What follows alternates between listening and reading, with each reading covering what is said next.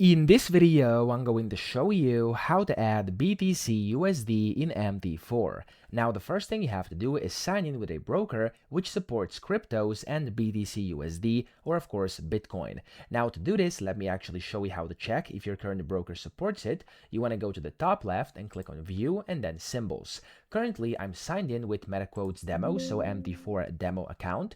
And if you see here, I have Forex and ForexWT, and there's actually no sign of BTCUSD anywhere because it doesn't support it. So if you can't find it in your case in any of these folders, it means you're going to have to switch brokers. So you can sign up for a new broker, or of course find one which has a demo account. Whatever you want to do, just Google which of them support crypto on MT4 and then go with that one. Now, whenever you basically find one, you want to sign in. Of course, if you don't know how to do this, I do have separate video tutorials on basically how to sign in to MT4 and connect it with different brokers. And when you've done that, you want to sign into the account. I'm just going to switch over here to show you into Ava demo over here, and I'm going to log in, and there we go.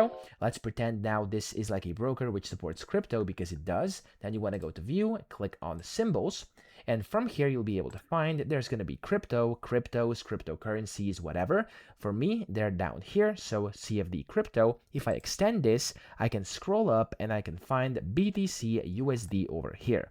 When you find it, you want to click on it and either click on show or just double click it so it becomes yellow. And when it becomes yellow, click on close and then open the market watch via this button over here. Scroll down and it should be at the bottom. So here we have BTC USD. We've added it. You can right click, open the chart window, and from here you can go and trade it, analyze it, whatever you want to do. So that's how to add BTC USD or Bitcoin in MetaTrader 4. I hope this video helped you out. If it did, please subscribe to the channel and help me out as well.